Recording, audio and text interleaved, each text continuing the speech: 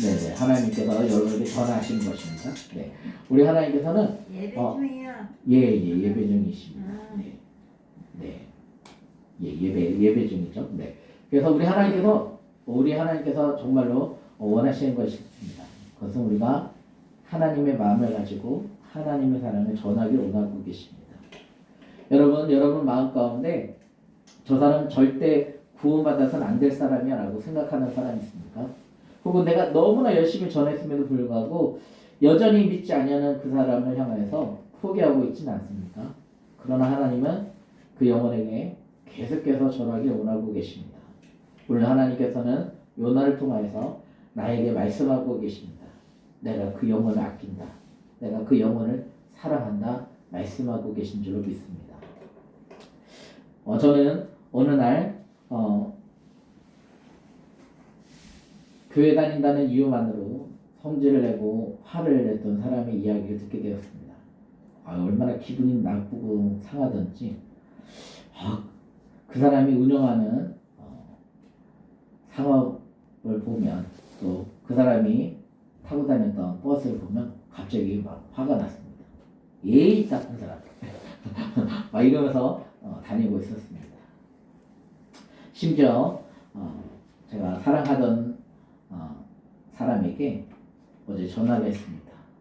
그랬더니 전화를 했더니 누구세요? 그랬더니 확 끊어버리는 것입니다. 그래서 난 줄 모르나? 라고 다시 전화를 했더니 신호가 가다가 전화를 받을 수 없답니다.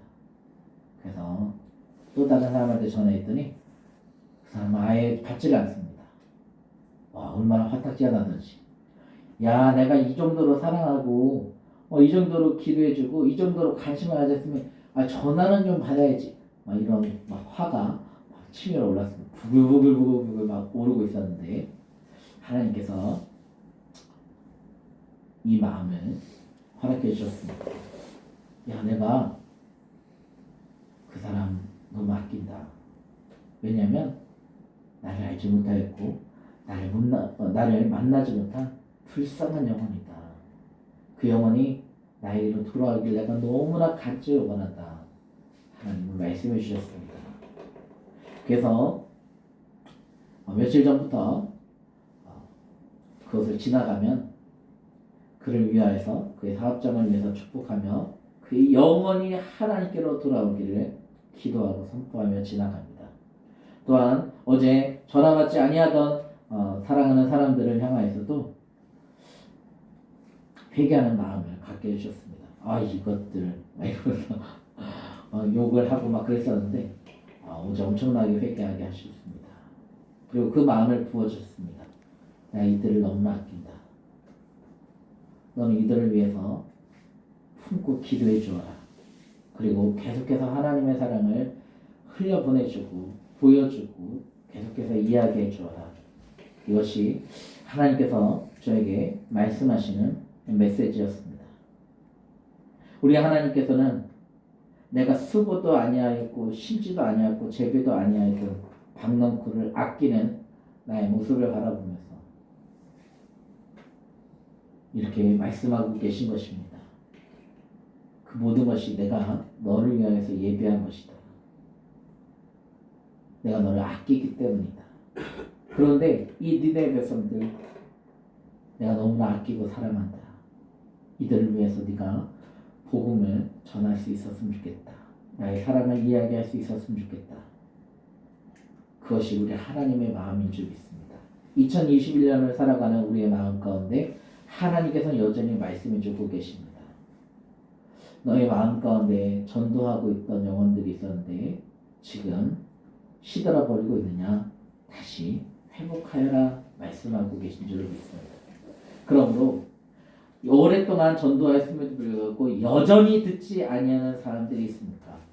아끼시는 하나님의 마음을 품고 올 한 해 그에게 더 열심히 기도하고 올 한 해 그에게 더 다가가시고 더 열심히 하나님의 마음과 사랑을 아끼시는 이 마음들을 전하여 주었으면 좋겠습니다.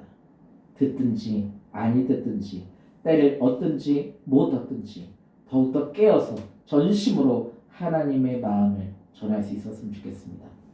그리고 또한 우리의 신령 가운데 나의 마음을 상하게 하였고 나의 마음을 괴롭게 하였고 나의 마음을 아프게 하였고 나의 마음에 분노를 치밀게 하는 그 영혼까지도 하나님께서 품어주길 원하고 계시고 그 영혼을 향하여서도 하나님의 아끼시고 사랑하는 마음 하나님께로 돌아오길 간절히 원하시는 그 마음을 품고 다가가기를 원하고 계십니다.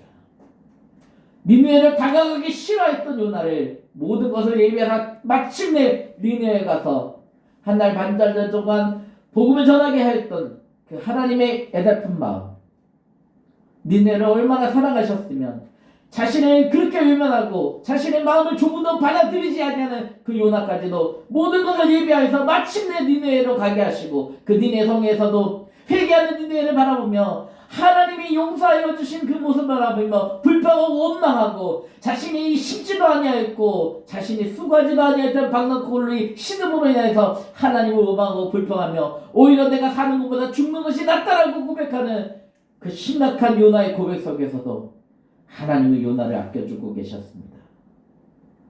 하루 반나절이라도 하나님의 메시지를 전하였던 그 요나를 하나님은 사랑해 주셨습니다.